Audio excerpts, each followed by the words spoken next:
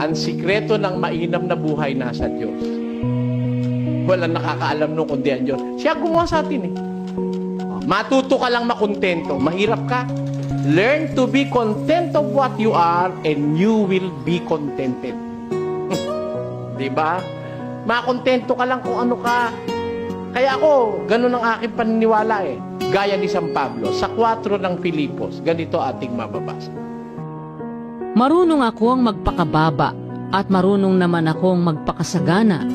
Sa bawat bagay at sa lahat ng bagay ay natutuhan ko ang lihim, maging sa kabusugan at maging sa kagutuman, at maging sa kasaganaan at maging sa kasalatan. Ayun.